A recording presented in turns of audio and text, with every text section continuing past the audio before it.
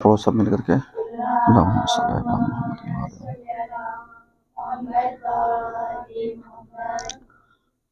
औज़ु बिल्लाहि मिनश शैतानिर रजीम बिस्मिल्लाहिर रहमानिर रहीम। कल हमने कुछ चीज़ें पढ़ाई थी अक़सामे हिजाब पर, सही है ना? है? हाँ, क्या पढ़ाया था? याद है किसी के ज़हन में?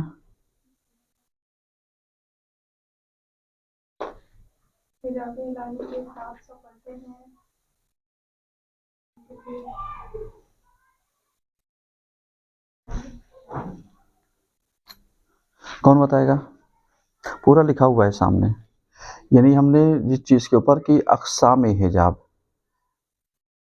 जिसमें यानी 2 रिवायतें कल हमने पेश की थी। एक रिवायत मौला अली की थी और दूसरी रिवायत जिब्रील ने पैगंबर को बताया था, सही है ना? ये 2 रिवायतें, और इसमें हमने ज़िक्र किया था कि ये जो जिब्रील कहते हैं कि मेरे दरमियान और इसराफील के दरमियान, कि जो हम दोनों अल्लाह से सबसे ज़्यादा करीब हैं, तो उनके दरमियान कितना फ़ासला है? 4000 पर्दों का फ़ासला है। और उसके बाद वो कहते हैं हिजाब नूर, हिजाब ज़ुल्मत, हिजाब गमाम, और हिजाब यानी वो आप जैसा पानी, हिजाबुल मा, मिस्लुल मा, यानी इस तरीके से कि पानी के जैसा हिजाब, यानी हर चीज़, जैसे बहुत सारी चीज़ें हमें ट्रांसपेरेंट नज़र तो आती हैं, लेकिन क्या पर्दा नहीं होता? हर चीज़ का पर्दा होता है। जैसे जब कभी इंसान अगर खुद अपने आप को देखना चाहे और अपने आप को पहचानना चाहे तो क्या होता है?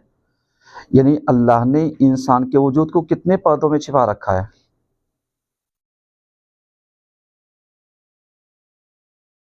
हैं? बहुत सारे पर्दे पाए जाते हैं। वरना जैसे ये खाल अल्लाह जो हमें दिखती है, इसके ऊपर नरमी, गर्मी, सख्ती, चोट, लम्स, छूना, सख्ती से टकराना, चोट लगना, ये सब क्या है? ये सब वो पर्दे हैं कि मतलब जो हमें बाहर की चीज़ को अंदर तकलीफ़ नहीं पहुँचने देना चाहते, और ये माने हो जाते हैं। तो इसी तरीके से बहुत सारी चीज़ें क्या हैं? माने हैं। बहुत सारी चीज़ें रुकावटें हैं जिसके समझने की ज़रूरत है। और अगर इस चीज़ को देखा जाए तो हम लोग और भी वो कर सकते हैं, क्योंकि हमारा जो टॉपिक है वो जनाब फ़ातिमा ज़हरा सलामुल्लाह अलैहा के उस पर है कि आप क्या हैं। इसी पर अगर आपके ज़हन में हो तो शायद हमने रमज़ान के एक क्लास में या मजलिस में यही कहा था कि जब शहज़ादी के बारे में सवाल किया गया कि शहज़ादी क्या हैं, तो कुरान का एक सूरा पढ़ा गया। कौन सा सूरा? सूरह क़द्र। सूरह क़द्र को पढ़ा गया और कहा गया इन्ना अंज़लनाहु फ़ी लैलतिल क़द्र वमा अदराका मा लैलतुल क़द्र। कहा ये लैलतुल क़द्र से मुराद क्या है? रिवायतें कहती हैं कि इससे मुराद यानी सिद्दीक़ा तहरा सलामुल्लाह अलैहा हैं। यानी इस चीज़ से अगर देखा जाए तो इनकी मुराद ये हैं। अब कहने का मतलब ये है कि अगर हम शहज़ादी को लैलतुल क़द्र मान लें तो ये कुरान एक तरीक़े से हमें क्या कर रहा है? चैलेंज कर रहा है, और बार-बार वो यही कह रहा है कि तुम्हें क्या पता लैलतुल क़द्र क्या है? और हमने इन्ना अंज़लनाहु कुरान को किस में नाज़िल किया है? लैलतिल क़द्र में। और लैलतुल क़द्र क्या है? तुम्हें नहीं मालूम। आज जैसे बहुत सारे इंसानों से पूछिए कि साहब ये शब क़द्र क्या है? तो लोग आज भी कन्फ्यूज़न में हैं कि ये जो रमज़ान की तारीख़ें हैं, ये शब क़द्र की कौन-सी तारीख़ में है? कुछ लोगों ने 15 माना, कुछ 18 मानते हैं, कुछ 21, 24, 27, बाज़ 29, बाज़ शुरू की तारीख़ 20 की और आखिर की तारीख़ मानते हैं, बाज़ 10, 20, 30 यानी 29, यानी इस तरीके से अलग-अलग सब लोगों ने वो किया। और अगर इस चीज़ की तरफ तुम लोग गौर करना चाहो तो हमें क्या मिल सकता है? हमें यही मिल सकता है कि जिस तरीके से लोग शब क़द्र को सही से क्लियर नहीं कर पाए, अब मिलाओ हदीस को कि ये कहा गया मा अदराका क्या है? इन्ना अंज़लनाहु फ़ी लैलतिल क़द्र। उसके बाद वमा अदराका मा लैलतुल क़द्र। तुम क्या जानो लैलत क़द्र क्या है, शब क़द्र क्या है। अब इस शब क़द्र से मुराद हमारे छोटे इमाम कहते हैं कि ये हिजाब फ़ातिमा है, यानी फ़ातिमा का वो है हिजाब कि जिसके बारे में अगर तुम पता लगाना चाहो तो ये क्या हो सकता है, ये क्या हो सकता है, ये इस तरीके से हो सकता है कि लोग पता ही नहीं लगा पाएंगे कि ये लैलतुल क़द्र क्या है। क्योंकि जैसे इंसान शहज़ादी की अज़मतों तक नहीं पहुँच पाया और अज़मतों को ज़िक्र नहीं कर पाया, इसी तरीके से बहुत सारी चीज़ों को वो ज़िक्र नहीं कर सकता है और ना समझ सकता है। इसके अलावा आपके ज़हन में होगा जनाब फ़िज़्ज़ा वग़ैरह से या जनाब सलमान से जो रिवायतें हैं, क्योंकि ये दोनों ख़ादिम कहाँ के थे, शहज़ादी के घर के ख़ादिम थे, कि बीवी फ़िज़्ज़ा घर के अंदर की ख़ादिमा थीं और जनाब सलमान घर के बाहर के थे। और इन्हीं के बारे में पैगम्बर ने कहा था सलमान मिन्ना अहलल बैत, सलमान हम अहले बैत में से हैं। इन दोनों की रिवायतें अगर मिलाओ तो ये मिलता है कि ये लोग कहते हैं कि जब जनाब फ़ातिमा ज़हरा मिहराब इबादत में खड़ी होती थीं तो हम बआसानी रात की तारीकी में ज़मीन पर गिरी हुई सुई को इनके नूरानी पैकर से ढूंढ लिया करते थे। इसका मतलब क्या हुआ, यानी क्या वाक़ई मतलब कोई ऐसा नूर, कोई ऐसा फ़ोकस या कोई ऐसा कोई लाइट सिस्टम कि पता चले कि साहब यहाँ से लेकर के लाइट जा रही है। ऐसा देखा है या नहीं देखा है? मदीने वग़ैरह में जब तक शहज़ादी थीं तो लोग बाकायदा अंदाज़ा लगा लिया करते थे कि शहज़ादी जो हैं कि ये मिहराब इबादत में खड़ी हैं, क्योंकि इनकी छत से लेकर के आसमान तक एक नूर साया फ़िगन हो जाता था, नूर साते हो जाता था। ये चीज़ें किस चीज़ को बयान बयान करती हैं? हैं? ये चीज़ें किस चीज़ को बयान करती हैं? कोई बताएगा?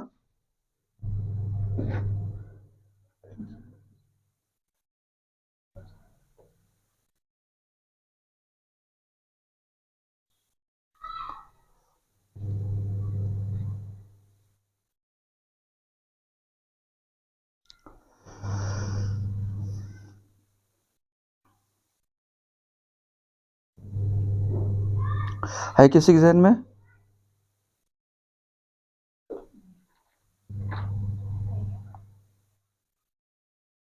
यानी अगर इस चीज़ को यानी देखा जाए और तलाशा जाए तो ज़्यादातर चीज़ें किस चीज़ को मिलेंगी? वो इन चीज़ों को बयान करेंगी, इन चीज़ों से कि अगर तुम्हें खुदा तक वाक़ई पहुँचना है तो बग़ैर अहले बैत के, बग़ैर पंजतन के तुम खुदा तक नहीं पहुँच सकते। यानी ये चीज़ हमें कबूल कर लेनी चाहिए और हर इंसान को इस चीज़ को मान लेना चाहिए कि बग़ैर अहले बैत के हम खुदा तक नहीं पहुँच सकते हैं। और अगर हमें खुदा तक पहुँचना है तो खुदा के वो जो नूरानी और ज़ुल्मानी हिजाबात हैं,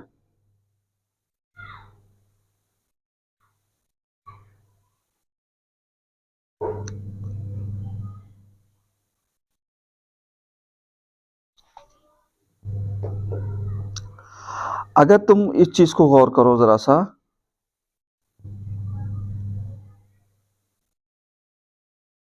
तो तुम्हें क्या मिलेगा? खुदा क्या नूरानी वो रखता है या नहीं रखता? हैं? नूरानी यानी नूर से मंसूब, ज़ुल्मानी यानी ज़ुल्मत से मंसूब। जैसे कहते हैं ये बहुत नूरानी रात है। जैसे जब अइम्मा की विलादत होती है या कोई वैसे वो होता है तो हम लोग कहते हैं आज के तारीख़ बहुत अच्छी है। क्यों? इसलिए कि आज नूर की आमद है। तो क्या उस शब में अंधेरा अलग हो जाता है या हमारी सोच, हमारी फ़िक्रें, हमारा अक़ीदा, हमारा यकीन इन चीज़ों की तरफ जाता है? हुँ? तो क्या यानी जब मासूमीन की आमद होती है तो क्या आलम में कोई चीज चेंज नहीं होती है? चेंजिंग नहीं होती, चेंजमेंट नहीं होता किसी चीज में है? वाह वाह वाह, यानी अगर आज बारिश हो गई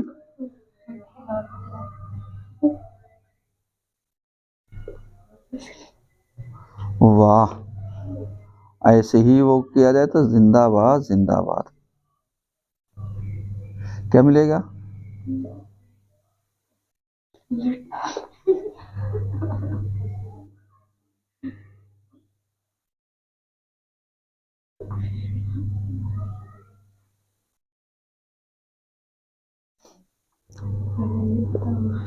हमें भी नहीं पता, बताओ कौन बताएगा?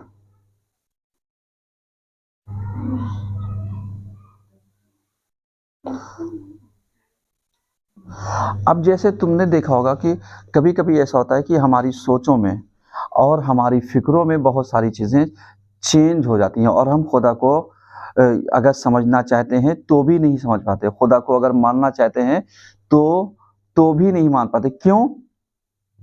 इसलिए कि बाज़ औक़ात यानी जो हमारे गुनाहान होते हैं, जो हमारे कसूर और कोताहियाँ होती हैं, वो क्या हो जाती हैं?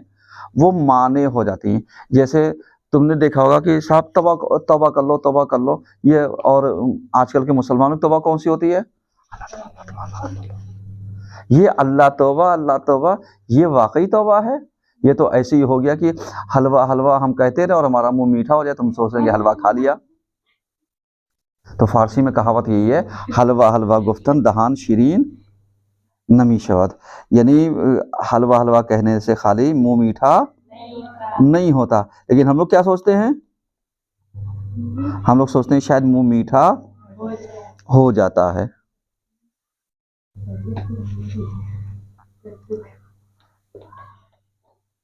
अब चाहे लड्डू मिले या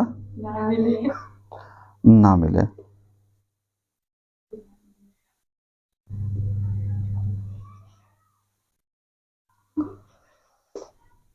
एक सलवात पढ़ो तुम लोग। आज मच्छर क्यों लग रहे हैं?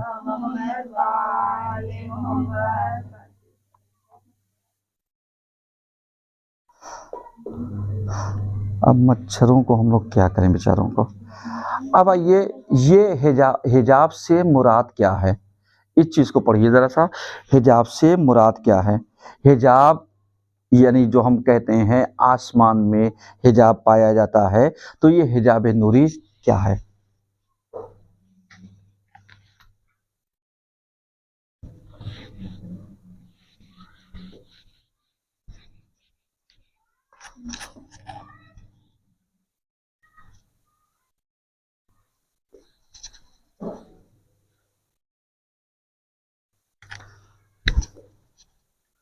कौन बताएगा हिजाब नूरी क्या है?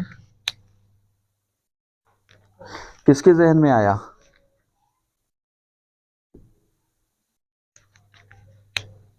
इसका काम हो गया, सूख गया वो।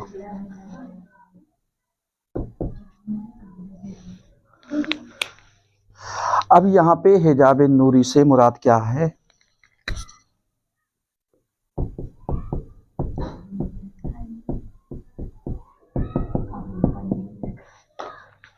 हाँ कोई दिक्कत नहीं, चाहे पहले वाला जुमला लिखो या ये वाला जुमला लिखो।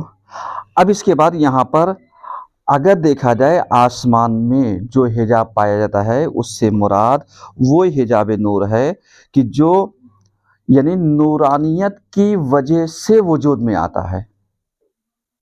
हिजाब नूरी से मुराद क्या है? यानी जो नूरानियत की वजह से वजूद में आता है। जब कभी तुम लाइटिंग देखो तो लाइट देखने के बाद तुम्हें लगे ना इसमें कितनी लहरें पाई जाती हैं, कभी देखो इस चीज़ की तरफ, लाइट की तरफ, तो पता चलेगा कोई स्लो है, कोई हल्की है, कोई तेज़ है, कोई वैसे है, कोई रंग बिरंगी, कोई कलर चेंज कर रही, कोई वैसे। यानी इस तरीके से ये एक लाइट में कितने कण पाए जाते हैं जो ये चेंज होते हैं। तो यहाँ पर यही कहा जाता है कि हिजाब इलाही से मुराद आसमान में वो नूरी हिजाब है कि जो अपनी फितरत की वजह से नूर क्या होता है? छटता है, खिलता है। जैसे सूरज, सूरज के ऊपर कोई रोशनी नहीं है कि मालूम दे कि जैसे आईना आईना हम दिखाएं तो वो जिधर जिधर घुमाएंगे उधर उधर। क्या सूरज ऐसे ही है? नहीं। क्या सूरज के पीछे जो है कोई ऐसे लाइट सिस्टम फीड है जिसकी वजह से वो नूर लेकर के फेंकता है? नहीं।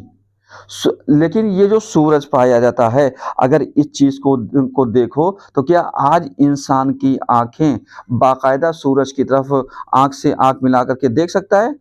नजर मिला सकता है? नहीं। क्यों?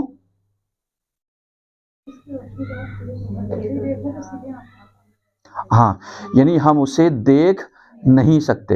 यानी इसका मतलब क्या हुआ? इसका मतलब यानी वो आसमान में वो नूर कि जो इसके जैसा है, अगर हम अपनी इन आंखों से देखना चाहें तो देख नहीं सकते हैं।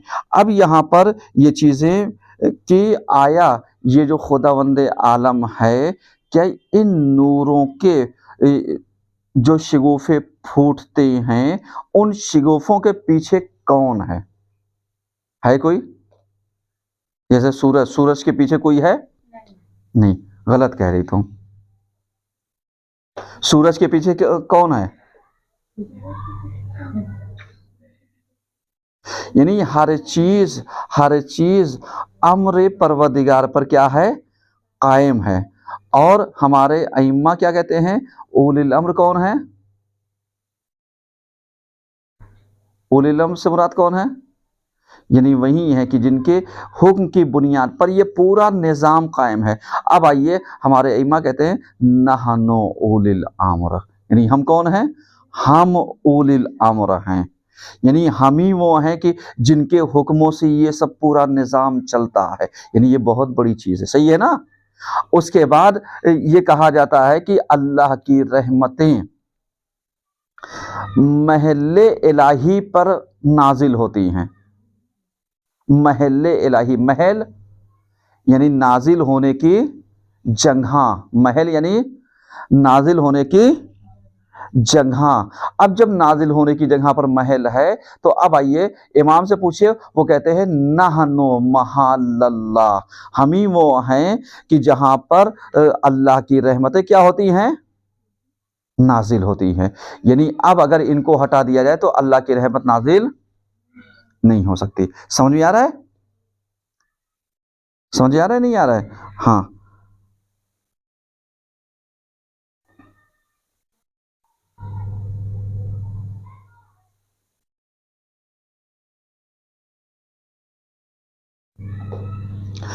अब उसके बाद ऐसे ही अगर तुमने देखा होगा कि बाज़ औक़ात ये जो आसमान में नूर के ऊपर अंधेरा सा छाता है, कभी देखो ये आसमान कितना डरावना रंग बदलता है। कभी पीला हो जाए, कभी काला, कभी स्याह, कभी नीला, कभी एकदम वाइट, कभी एकदम काला, कभी एकदम पीला। यानी जहाँ पर आकर के फितरत में चेंजमेंट होता है और इंसान समझता है कि कोई ना कोई हादसा होने वाला है।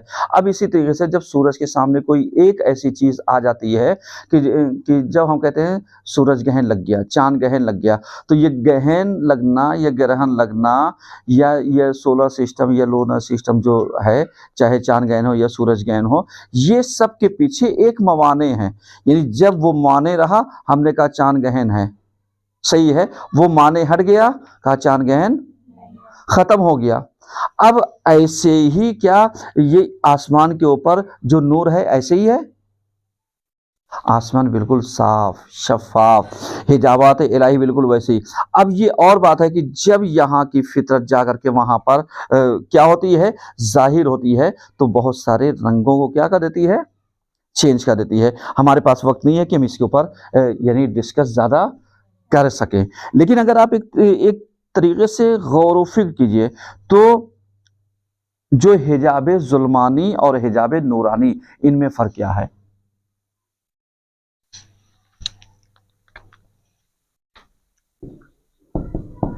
हिजाब जुल्मानी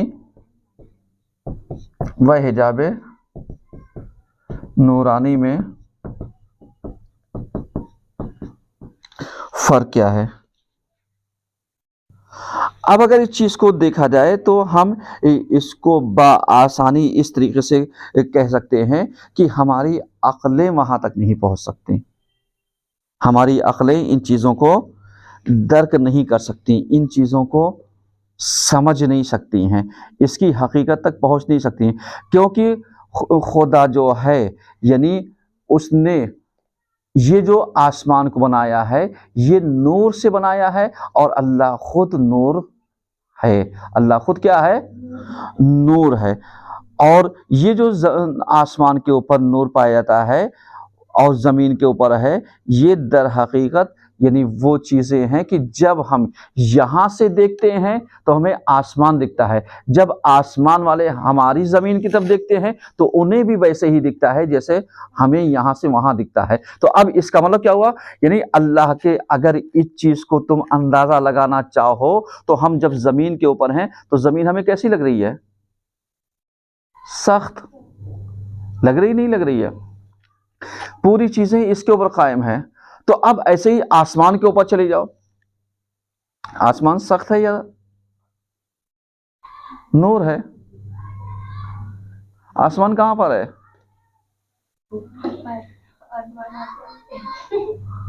आसमान आसमान पर है, सही है।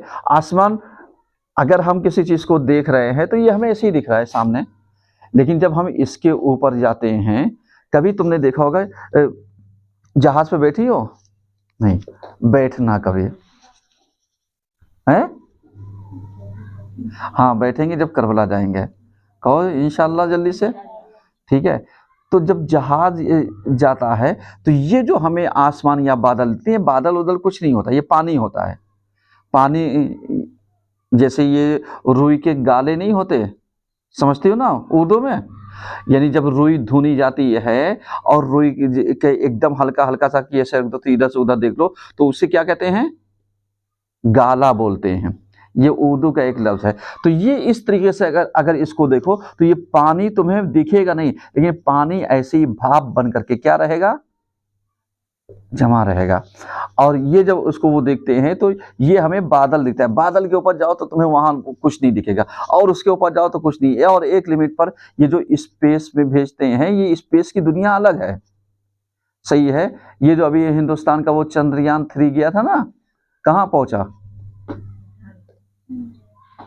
चांद पर पहुंचा। चांद आसमान पर है या जमीन पर है? तुम बताओ। है?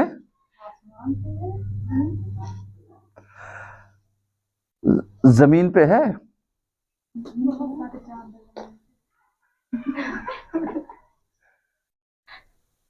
या आसमान पे? आसमान पे ही चांद सूरज सितारे पूरा सिस्टम वहीं पर मौजूद है, सही है। अब वहां पर सारा सिस्टम मौजूद है। इनको भेजने में अगर इनसे पूछो कई हजार किलोमीटर है तो ये अभी लाखों की तादाद में वो कर देंगे कि इतने किलोमीटर है। इतने किलोमीटर अगर है तो ये आसमान तो हमें ऐसे ही दिख जाता है, जबकि हम देखते हैं तो हमारी आंखों से दूरी, इसकी लेंथ कितनी हो सकती है? क्या किलोमीटर देख सकते हैं? कहो कुलसुम, अगर हम एक आंख से 2 किलोमीटर देखते हैं तो 2 आंख से क्या किलोमीटर देखेंगे? हैं? हैं? एक आंख से 2 किलोमीटर और 2 आंख से, वाह, समझ आ रही? ये जैसे ये बच्चों को वो किया जाता है समझाने के लिए ताकि वो जल्दी से कैलकुलेशन नहीं कर पाते हो, लेकिन ये सवाल करने का मतलब क्या है? यानी जब वहां तक हम पहुंचे या पहुंचना चाहते हैं तो नतीजा क्या होता है? हम कितने पर्दों को गुजार करके वहां तक पहुंचते हैं। अब यहां पर जब पहुंचे तो क्या इन्होंने दावा किया हम जन्नत देख लिया, हमने जहन्नम देख ली? नहीं, जन्नत और जहन्नम को कहाँ है? ही है, लेकिन ऊपर भी है।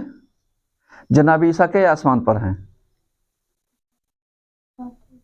चौथे आसमान पर हैं, सही है। जनाब ईसा चौथे आसमान पर हैं, ठीक है। अब ये जो चौथे आसमान पर हैं वो, तो अगर हिजाबात के उससे देखा जाए तो कितने हिजाबात आ सकते हैं? पता नहीं, लेकिन यहाँ पर देखिए, ये जो जुल्मानी और नूरानी हिजाबात है, इसको हम इस तरीके से वो कर सकते हैं कि जो आसमान पर नूर है, यानी हम इसको अपने ख़यालात में, अपने तसव्वुरात में इसे नहीं ला सकते, क्योंकि जो कुछ भी हम सोचेंगे वो हमारी महदूद सोच होगी, सही है। और जितनी चीज़ें हम सोचना चाहते हैं वो लामहदूद के बारे में सोचना चाहते हैं। अब इसके बाद इसको दो तरीके से हम समझ सकते हैं कि एक यानी हिजाब नूरानी है और एक हिजाब ज़ुल्मानी है। अब हिजाब जो नूरानी है उसमें अगर देखा जाएगा तो उस चीज़ में वारस्तगी यानी उल्टापन, यानी हम अगर इसको वैसे देखेंगे तो वो चीज हमें उल्टी दिखाई देगी। वह अदालत व इस्मत,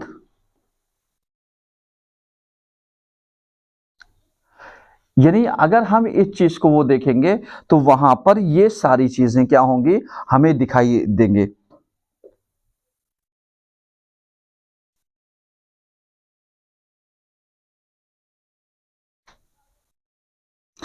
जैसे अगर तुम्हें याद होगा, एक दुआया कलमात था, मा अरफना का हक्का मारिफतिक, सही है ना।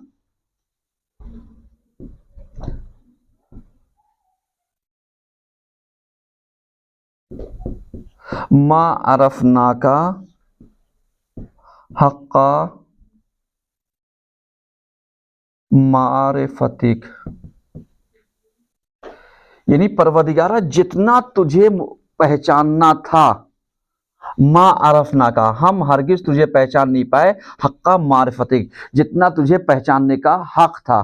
क्यों नहीं पहचान पाए? क्योंकि हमारी अक्लें वहां तक जा ही नहीं सकती हैं, हम वहां तक पहुंच ही नहीं सकते हैं।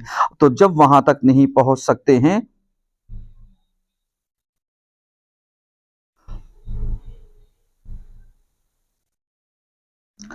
सही है, तो अब इंसान कहां पर रहा? अंधेरे में। इंसान कहां पर रहा? जब एक इंसान नूरानी फिजाओं में नहीं जा सकता तो इसका मतलब वो जुल्मानी फिजा में है है समझ में आ रहा है ना। तो अब इस जुमले से अगर हम देखेंगे तो हमें दो चीजें समझ आएंगी, यानी परवदिगारा जितने तेरी मार्फत हमें हासिल करनी चाहिए थी उतने मार्फत का हक अदा नहीं कर पाए, पहचान नहीं पाए। यानी यहां पे मार्फत को दो हिस्सों में तकसीम कर देंगे। एक जहां तक पहुंचे,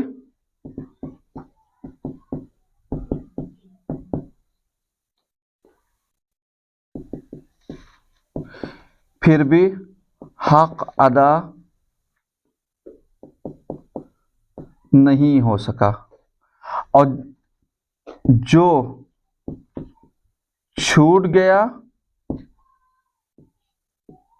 वो जुल्मानी में रह गया।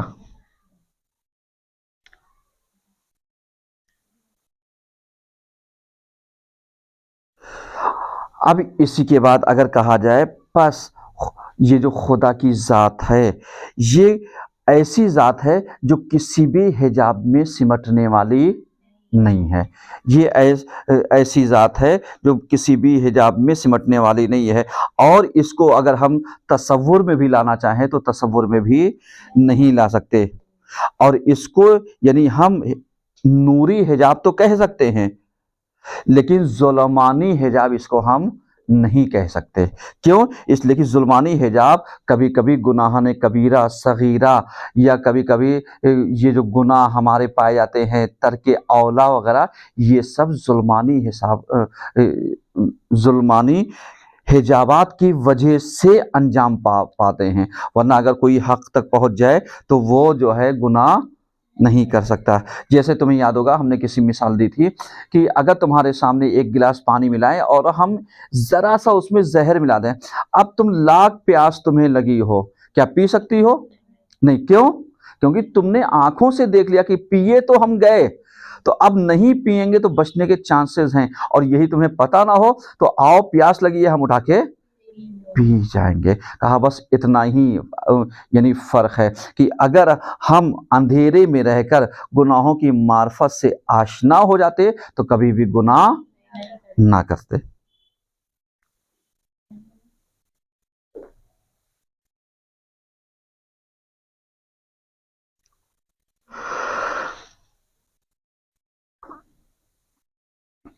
अब उसके बाद तुमने देखा होगा कि कुरान की एक आयत है जिसमें कहा गया वह अल्लमा आदमल अस्मा कुल्लाहा।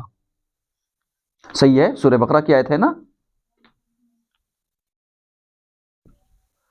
वह अल्लमा आदमल अस्मा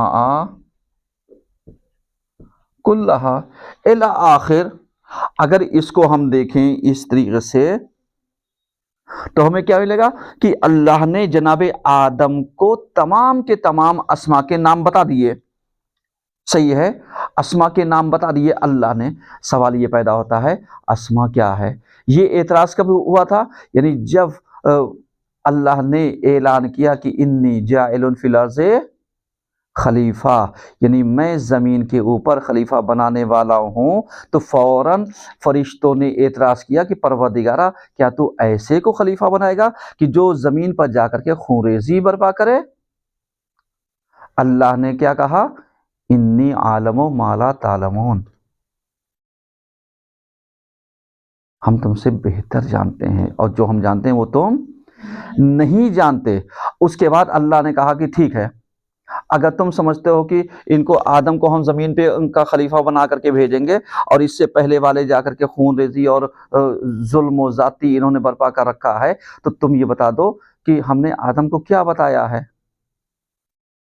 अगर तुम बता दोगे तो हम समझ जाएंगे कि तुम्हारी पहुंच वहां तक है। समझ में आ रहा है, पहुंच वहां तक है। तो उसके बाद फरिश्ते अपने को सरेंडर कर गए। इन्होंने कहा परवरदिगारा हम उतना ही जानते हैं जितना तूने हमें बताया है। नहनो नुसब्बिहु लक, परवरदिगारा हम तेरी तस्बीह करते हैं, हम तेरी तकदीस करते हैं, हम तेरी इबादत करते हैं, लेकिन हम उतना नहीं जानते जितना तूने आदम को बताया है। अब उसके बाद जब जनाबे आदम से यानी तर्के औला हुआ, सही है, अल्लाह ने जनाबे आदम की तौबा किसके तुफैल में कबूल की। ये पंजतन कौन है, ये व अल्लमा आदमल अस्मा, ये अस्मा से मुराद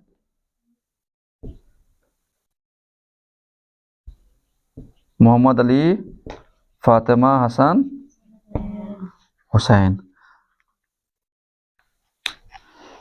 इसका मतलब क्या हुआ, जनाबे आदम से अल्लाह ने इनके नामों का हिजाब रखा। समझ में आ रहा है, यानी इनके नामों का हिजाब रखा और कहा तुम अगर सच्चे हो बता दो। और उसके बाद जो रिवायतें कहती है कि अल्लाह ने यानी इन अस्मा के तुफैल में क्या किया, जनाबे आदम की तौबा को कबूल कर लिया। जनाबे नूह की कश्ती,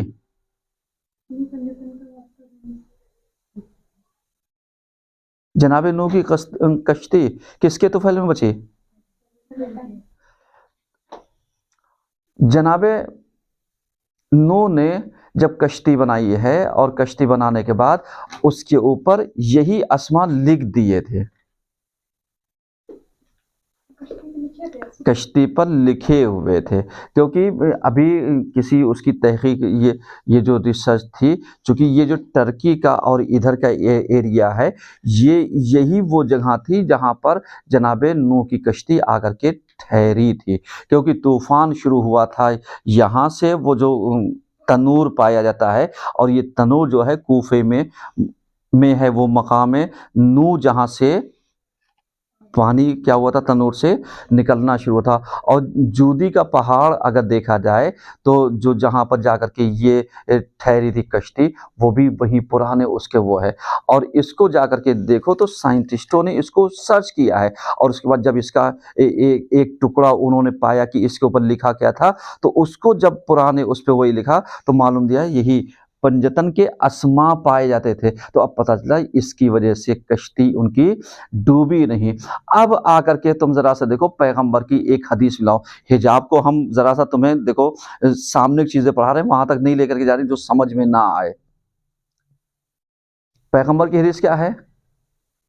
मसालो अहलो बैती का मसालो सफीनतुन नू, यानी अगर इसको इबारत वो किया जाए, हम अहले बैत की मिसाल ऐसे ही है जैसे नूह की कश्ती, जो इस पर सवार हुआ वो नजात पा गया, जो सवार नहीं हुआ वो गर्क हो गया। यानी इसका मतलब क्या था? इसका मतलब अब उठाओ, क्योंकि वो अस्मा लिख दिए गए थे और जितने भी उसके ऊपर सवार हुए वो बच गए और जो नहीं सवार हुआ था वो डूब गया।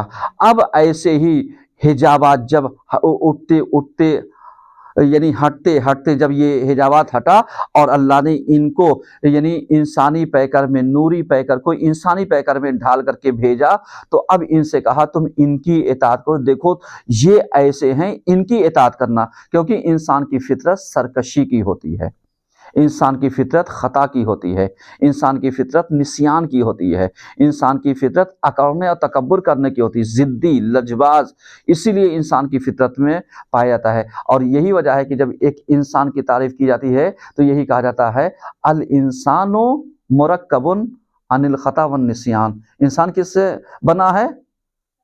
गलती और निस्यान से, यानी गलतियां भी होंगी, भूल चूक भी होगी, इसका नाम इंसान है। इसका नाम क्या है? इंसान है।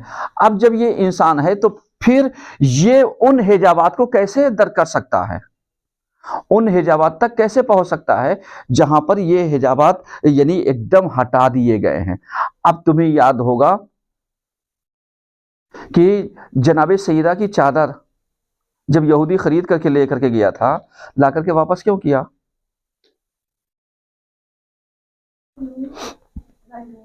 क्योंकि जब वो ले करके गया तो उसने सोचा सीधा चादर मिल गई, अच्छा है, लेकिन जब अपने घर में रखा तो वो पूरा घर उजाला हो गया। तो उसने कहा नहीं, ये हमारे घर की काबिल नहीं, इसको ले जाकर के हम उसे दे देते हैं। और उसके बाद कहता है कि शहजादी हमें जो कुछ देखना था हमने देख लिया, हमें कलमा पढ़ा दिए। इसका मतलब क्या था?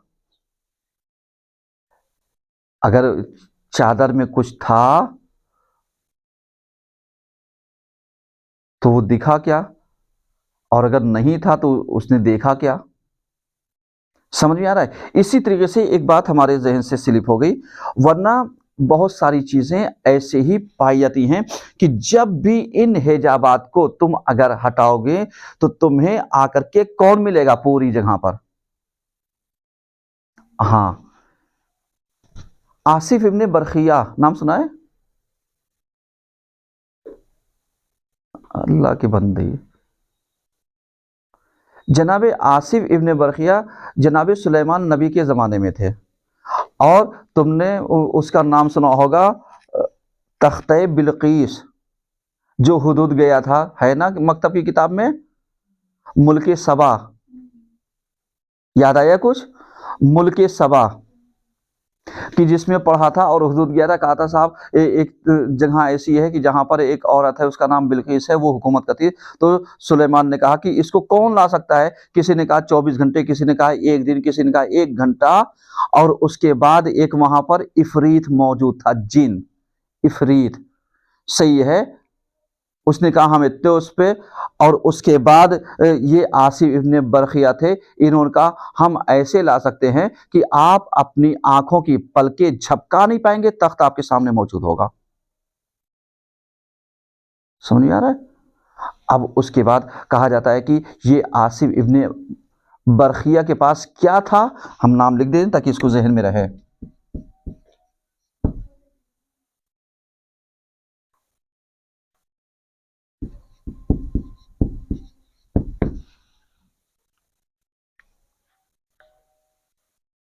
सही है?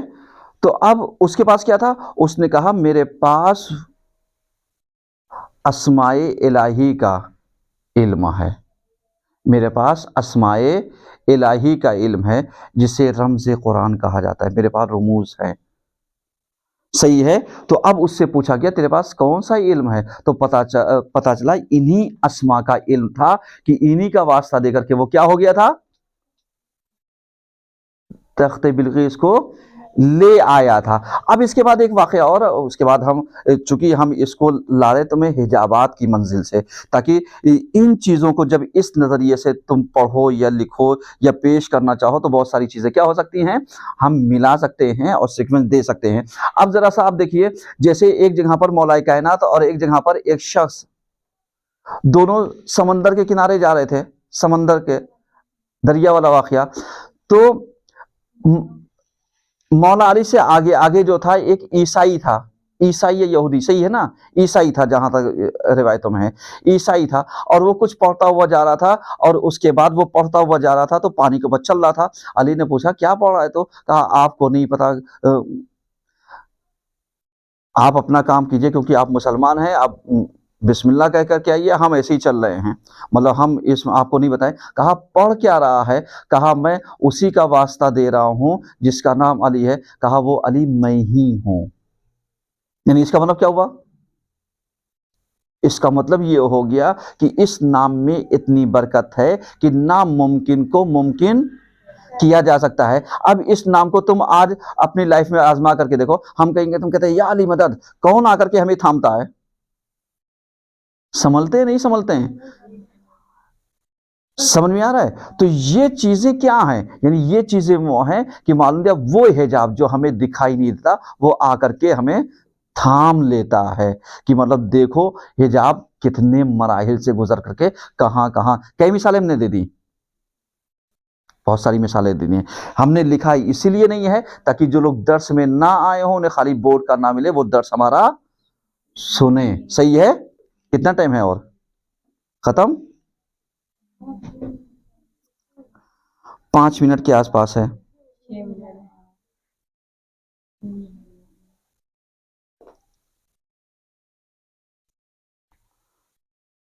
अगर कोई सवाल हो तो पूछ सकती हो तुम लोग।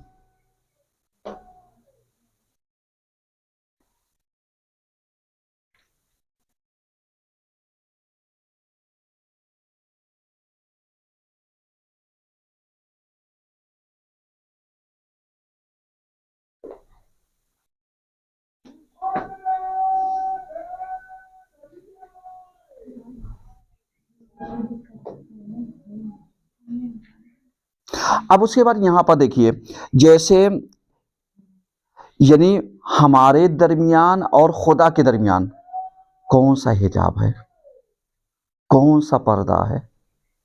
अल्लाह कहता है ऐ हजरत इंसान मैं तेरी शहरक से करीब हूँ, व इज़ा सालका इबादी अन्नी फ़इन्नी करीब उजीबु दावत दाई इज़ा दाने फलयस्तजीबु लअल्लकुम तुरशदून। सही है, यानी इस तरीके से अल्लाह कहता है हम तुम्हारी शहरक से ज़्यादा करीब है, तुम्हें पुकारना है तुम हमें बुलाओ। अब अल्लाह हमारी शहरक से ज़्यादा करीब है, अल्लाह को हम देखते कब हैं, हम तो ये सोचते हैं कमरा बंद करिए अल्लाह दिखाई नहीं दे रहा है, हम तो ये सोचते हैं कि मस्जिद में पहुंचिए तो अल्लाह मस्जिद में बाहर है ही नहीं है, जबकि अल्लाह है कहाँ, हमारी शहरक से ज़्यादा करीब है। और इसलिए पैगंबर ने कहा या मौला अली ने कहा, मन अरफा नफ्सा फ़कत अरफा रब्बा, यानी जिसने अपने आप को पहचान लिया गोया उसने खुदा को पहचान लिया। अब यहाँ पर देखिए बहुत सारी चीजें, जैसे कल्ला इन्नहुम अर्रब्बिहिम यौमइज़िन ला महजूबून, यानी खुदा कहता है कि अगर तुम हमें देखना चाहते हो तो मैं बहुत सारे हिजाबों में हूँ, बहुत सारे पर्दों में हूँ, और अगर तुम इस चीज़ को देखना चाहोगे तो तुम कभी भी देख नहीं सकते। जैसे सूरह मुतफ़्फ़िफ़ीन आयत नंबर 15 लिख लीजिएगा, कल्ला इन्नहुम अन रब्बिहिम यौमइज़िन ला महजूबून।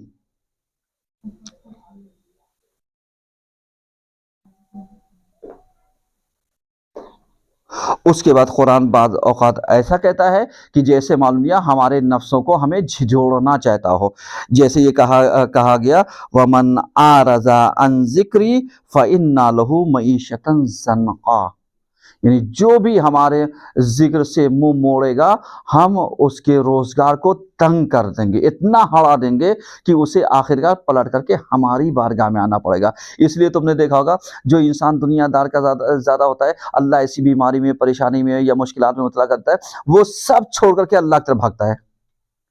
ममन आरज़ा अन ज़िक्री, जो भी मुंह मोड़ेगा हम उसके रोजगार को, रोज़े हयात को तंग कर देंगे। वन नहशुरुहु यौमल क़ियामा आमा, और उसको हम क़यामत के दिन इस आलम में उठाएंगे कि वो अंधा होगा, अंधा उठाएंगे। क़ाला रब्बि लिमा हशतनी, अब जब वो कहेगा परवरदिगारा तूने मुझे ऐसा अंधा क्यों उठाया, आमा वक़त कुंतु बसीरा, जबकि मैं दुनिया में देखने वाला था, यहाँ पर मुझे दिखाई क्यों नहीं दे रहा है। क़ाला कज़ालिका अततका, तो उससे कहा जाएगा ये तू ही तो अपने साथ लेकर के आया है, इसमें मेरी कोई खता नहीं, तेरी खता है। तो दुनिया में अंधा बना हुआ था, हमने तुझे यहाँ पर अंधा बना दिया।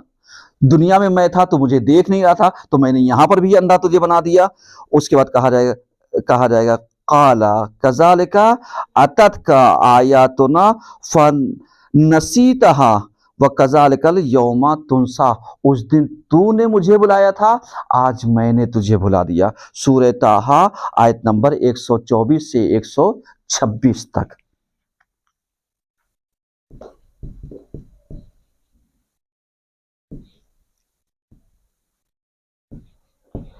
एक 124 से 126 तक।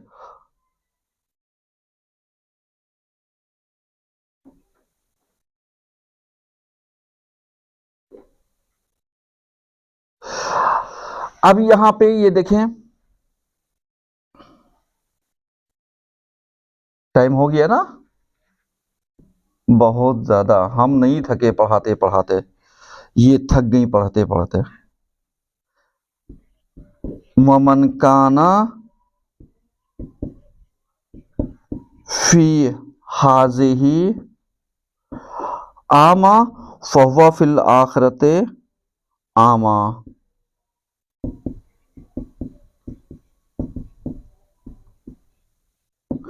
आमा इसरा आयत नंबर 72। यानी अब यहाँ पे आखिरी बात हम इस चीज़ को कह के ख़त्म करना चाहते हैं कि तुमने देखा होगा यहाँ पर बहुत सारे मक्कार पाए जाते हैं, सच जानते हैं, आंखें बंद कर लेते हैं, हमने देखा ही नहीं, सुनाई देता है, कान ऐसे बंद कर लेते हैं, हमने सुना ही नहीं। सही है। अल्लाह क्या कहता है, अल्लाह ये कहता है वमन काना फी हाज़िही, और जो शख्स भी यहाँ पर हाज़िही आमा फहुवा फिल आखिरते आमा, यानी जो सच को जान करके यहाँ पर अनजान बना होगा, उसको वहाँ पर हम क्या कर देंगे, उसको अनजान ही रहने देंगे। यानी उसको अपनी आंखों से दिखाई तो देगा, लेकिन उसकी समझ में कुछ आने वाला नहीं है। सलवात पढ़िए सब मिल करके।